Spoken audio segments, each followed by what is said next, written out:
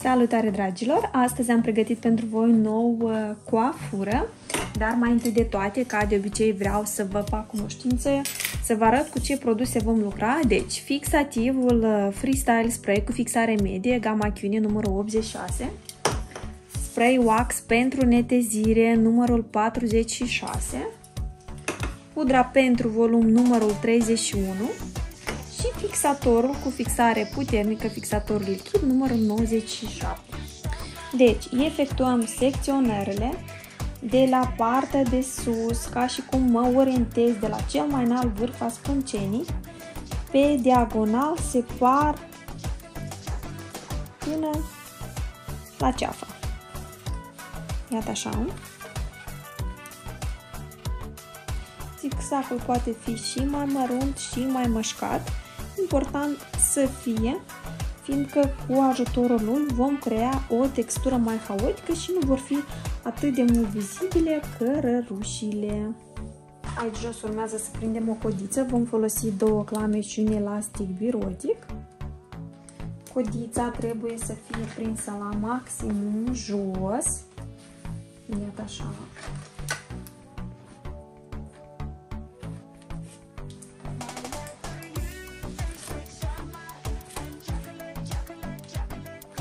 Așa, și acum urmează să pregătim texturile la partea de sus și apoi la final vom efectua copul. Deci toată această masă de păr, partea de sus, o voi secționa în 3 jumătăți egale și între toate secționările la fel voi efectua un zigzag. Zigzagul este foarte bine potrivit pentru faptul ca să fie ascunse toate cărările și să arate într-o întregime frumos. Șuvița, partea de sus, se poate efectua un pic de tapare ca să avem un pic de volum. Folosim pudra, facem tapare, fixăm cu un pic de fixator cu fixare medie și încă la o secvență, ca să nu avem prea drept textură, să fie mai cu volum. Așa, mai departe vom lucra desigur în tehnica răsucirii, tehnica jgutării. Reptenăm foarte bine toată textura. Așa.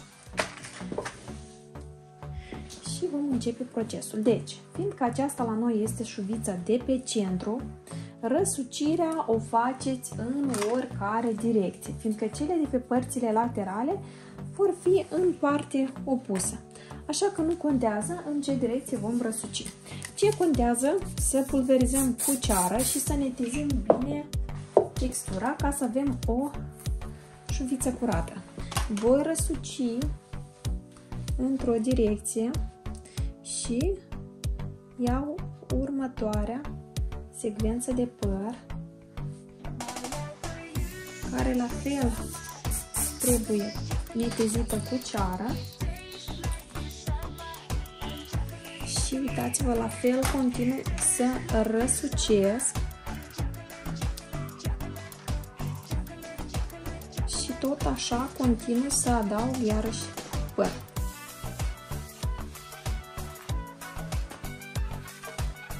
Iarăși pulverizăm ceara și peptănăm împreună. Iarăși răsucim și luăm și ultima șuviță de păr. Iarăși pulverizăm ceara, netezim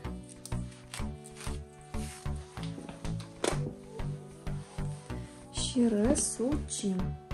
Așa. Acum e important să extindem ușor niște texturi legere. Important, nu țineți prea strâns șuvița de jos, ca să fie posibilă extinderea. Fixa aici, lângă codiță, un ac de suport. Și continui să netezesc, să mai peptăn. să mai eliberez textura la necesitate.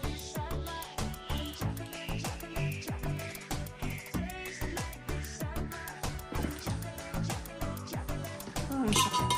Mai netezez un pic de ceară, după care fixăm cu fixatorul.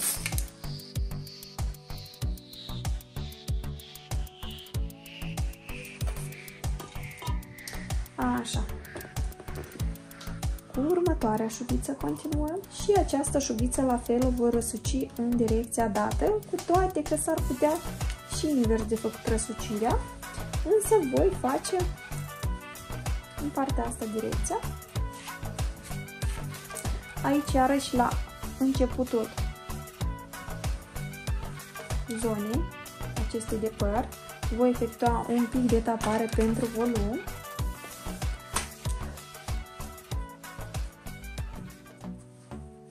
Fixăm cu un pic de fixator. Așa. Și mai iau o secvență de păr pentru prima răsucire. Aplicăm ceara.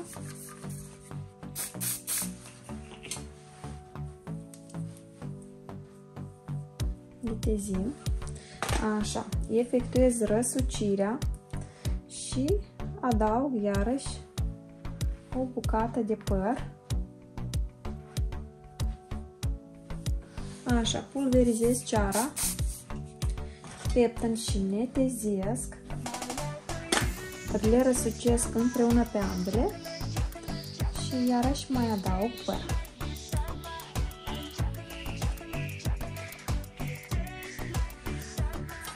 Aplicăm ceara, netezim, răsucim împreună și mai adaug și ultimele fire. La fel aplicăm ceara, netezim și răsucim. Așa. Ușor voi extinde.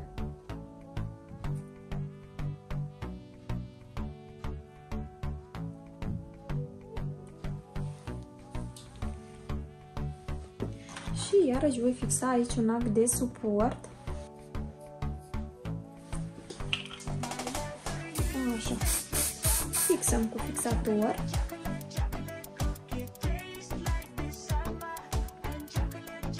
Și partea laterală o efectuăm acum, după care merg partea cealaltă. Deci aici, sigur că răsucirea o vom efectua invers. Iată așa. Aici deja tapare nu efectuăm, fiindcă nu avem nevoie de volum pe părțile laterale. Aplic deodată ceara, netezesc, răsucesc în direcția opusă și voi începe a adăuga câte o bucățică din șuviță de păr. Aplic ceara, netezesc, răsucesc și mai adaug și ultimul strat. Continuăm să netezim, fixat un act de suport. Până a fixa acul pot abia să extind aici un pic textura și fixez acul de suport.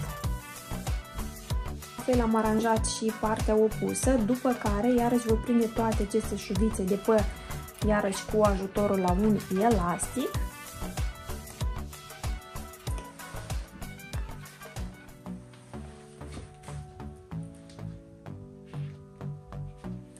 Deja toate aceste ace de suport putem să le scoatem. Și acum un detaliu important. Trebuie de fixat aceste texturi ca să nu alunice de pe scalp și voi folosi clame și voi fixa aici în 3 straturi. Așa. Exact la fel și aici pe părțile laterale. Deci, în continuare, voi folosi un burețel micuț, aici, voi fixa deasupra cozii, după care voi aranja părul deasupra lui. Așa, burețelul îl fixăm cu ajutorul la ace.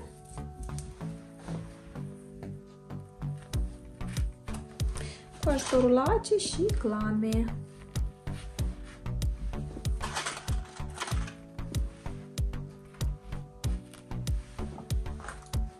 De asta era foarte important ca codița să fie prinsă la maximul jos. Voi lua câte o șuviță de păr, nici prea subțire, nici prea groasă. Aplicăm ceara, netezim și peptănăm foarte bine această șuviță ca să o avem curată.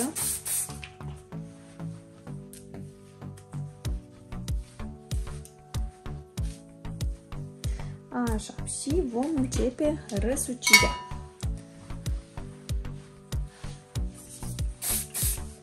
Și vom începe de la o parte laterală. Așa, începem cu acele de suport, să fixăm și mergem de jur împrejur. Ușor de tot extindem ca să fie coafura mai fină. Mai adăugăm ceară, netezim și continuăm să fixăm cu ace de suport. Așa. Aici, ba chiar se poate de fixat deja cu clamă, ca să nu se elibereze prea mult. Fixăm de burețel. Așa. Și următoarea șuviță. Deja următoarea șuviță o voi direcționa în partea opusă. Aplicăm iarăși ceară. Peptănăm. Netezim bine textura. Ceara ne ajută să netezim toate vârfurile pufoase, să obținem o textură mai curată. Așa, și după cum am spus, dau în direcția opusă, iarăși îmi fixez cu ace de suport, continui să răsucesc și punem acul de suport ca să menținem răsucirea. Așa. Și deja mai fixăm periodic și cu fixator, fiindcă ceara menține textura curată până nu se evaporă. Adică am netezit cu ceară, am dat direcția, după care trebuie neapărat să fixăm cu fixator ca să fixăm anume coafura netedă. Așa, aici iarăși voi fixa sfârșitul cu ajutorul la clamă ca să fie mai rezistent. Așa.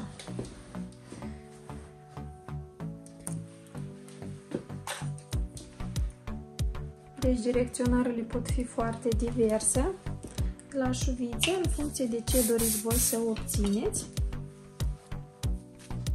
Și ultima șuviță.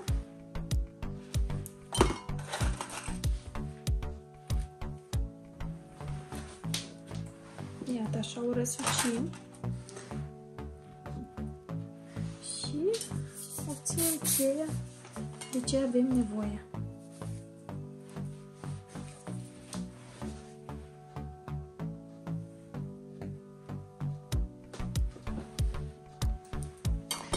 Așa, aici deja pot să fixez cu ajutorul la o clamă între toate jgutările.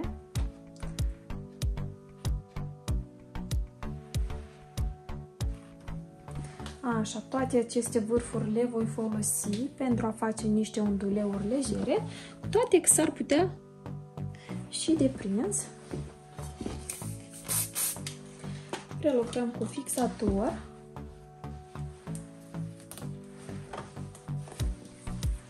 Și începem să fixăm cu clame pe interior, ca toate texturile noastre să reziste. Acolo unde am pus ace de suport, aplicăm clame și observați că nu le desfac. Exact așa le introduc între șuvițe, fiindcă dacă nu le voi desface, ele vor fi în cazul dat mai rezistente.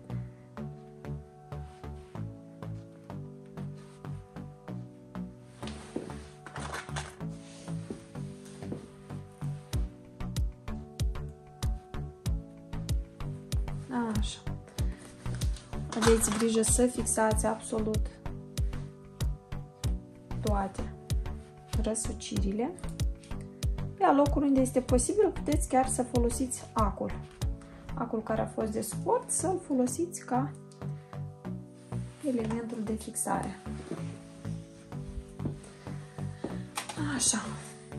Deci aici, iarăși, îmi mai las un vârf pe care îl voi rondula.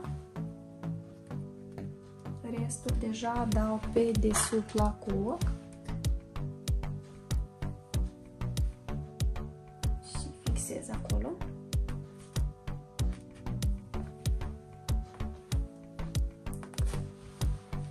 Așa. Lucrați și cu fixatorul lichid și neapărat când prelucrați cu fixatorul lichid, neteziți după direcție firele, fiindcă 5-10% din acuratețea coafurii se datorează anume la final.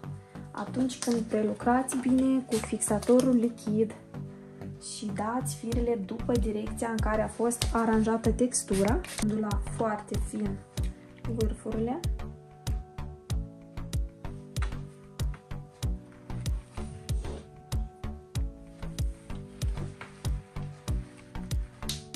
Deci totuși până la final am lăsat doar 2 șuvițe,